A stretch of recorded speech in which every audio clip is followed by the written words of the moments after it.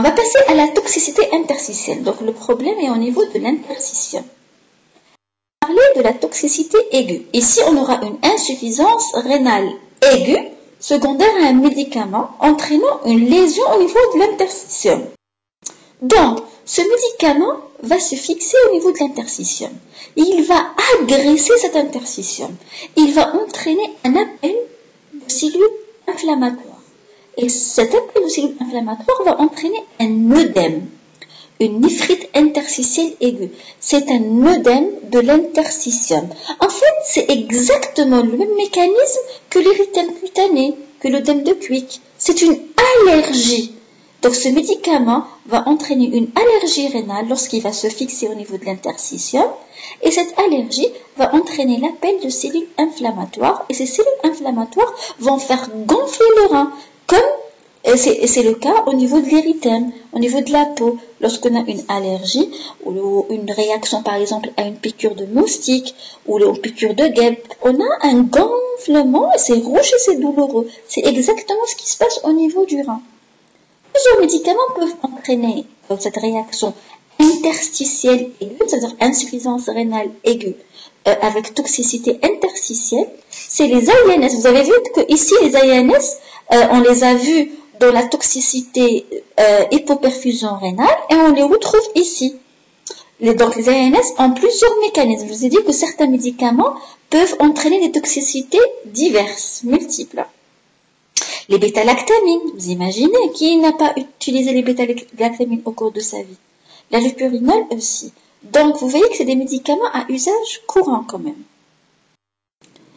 La toxicité tubulaire et interstitielle chronique. Ça veut dire que généralement quand c'est chronique c'est associé. Il y a toujours une atteinte interstitielle et atteinte tubulaire. Donc ici, lorsqu'on dit toxicité chronique, ça veut dire que c'est accompagné d'insuffisance rénale chronique.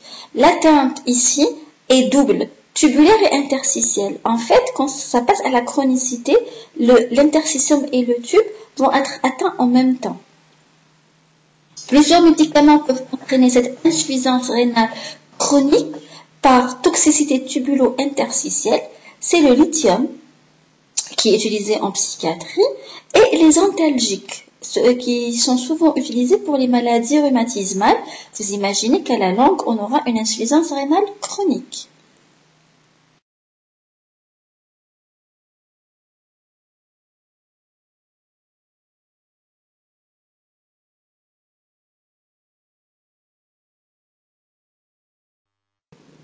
Donc on peut avoir LGM, lésions glomérulaires minimes secondaires à des médicaments.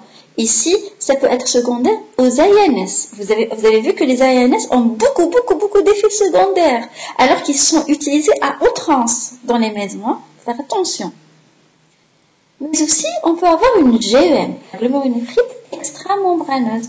Par exemple, lorsqu'on utilise les sels d'or. Donc, il y a certains médicaments qui vont entraîner des lésions au niveau du glomérule. Il y aura un cours sur les glomérulonéphrites et sur l'insuffisance rénale aiguë, et ça va être plus clair dans votre tête. La cinquième toxicité possible au niveau du rein, c'est ce qu'on appelle les microangiopathies thrombotiques. Ça veut dire qu'il y aura des petits thrombus au niveau des petits vaisseaux. C'est quelque chose de vasculaire. On les voit généralement avec des médicaments tels que la cyclosporine. C'est des médicaments qui sont utilisés la cyclosporine est un médicament qui est utilisé en transplantation rénale. Ça va entraîner des microthrombes au niveau de la vascularisation, au niveau des petites artères, au niveau du rein. Le dernier type de toxicité, c'est l'obstruction urinaire.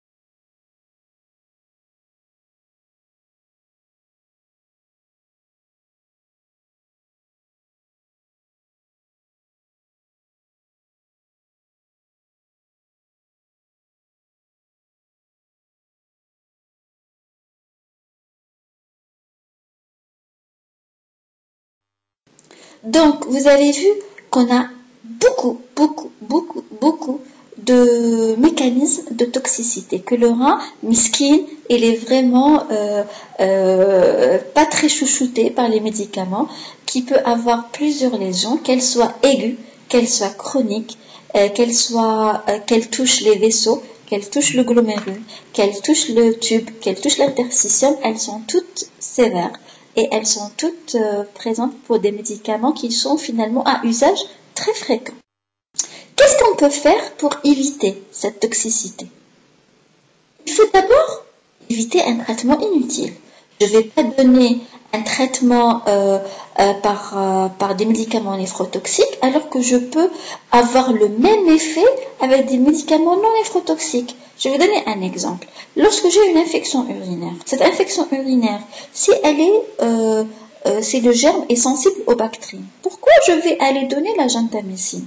Donc, si le traitement peut être substitué, il faut le substituer. Il ne faut pas utiliser un médicament néphrotoxique. Il faut, avant de prescrire un médicament, identifier les terrains à risque. C'est-à-dire il faut voir et peser le pour et le contre. On a vu les patients à risque, les patients âgés avec insuffisance rénale, les porteurs d'allergies, les diabétiques, etc. Donc, il faut évaluer le patient pour savoir prescrire des médicaments qui ne vont pas le rendre encore plus malade. Il faut éviter d'associer plusieurs médicaments néphrotoxiques. S'il vous plaît, dans votre pratique médicale, lorsque vous serez, Inch'Allah, des médecins, des spécialistes, évitez d'associer plusieurs médicaments néphrotoxiques. Il faut, chez ces patients-là, qui sont des terrains à risque, il faut maintenir un bon état d'hydratation. Quand on va hydrater son patient, on va un peu diluer ce médicament et ça va diminuer sa toxicité. Donc, une bonne hydratation est quelque chose qui va permettre de sauvegarder les reins de ces patients. Et surtout, lorsqu'on prescrit un médicament, c'est néphrotoxique et on ne peut pas le substituer. Par exemple, pour les chimiothérapies, la RALEP, il faut traiter, c'est le pronostic vital qui est en jeu. Il faut, même si on prescrit un médicament néphrotoxique, il faut surveiller. Il ne faut pas donner un traitement et laisser le patient dans la nature. Si je donne de la gentamicine parce que je suis obligée de donner la gentamicine, ou bien si je prescris un scanner parce que je suis obligée de prescrire un scanner, je surveille. Le minimum est de surveiller son patient.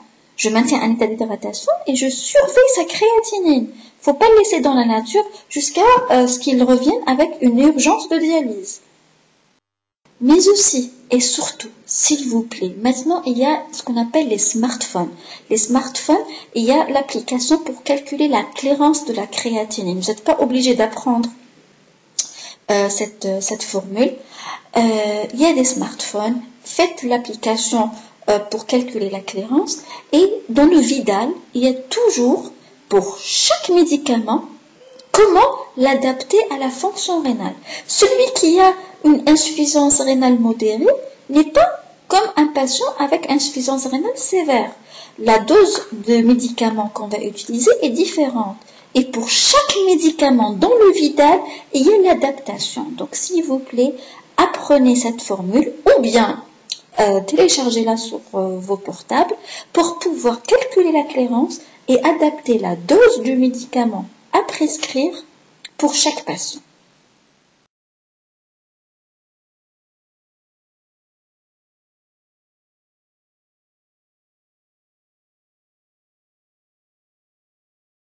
Si vous avez des questions, n'hésitez pas à les écrire dans les commentaires et à vous abonner à ma chaîne. À la prochaine, Inch'Allah, et révisez bien.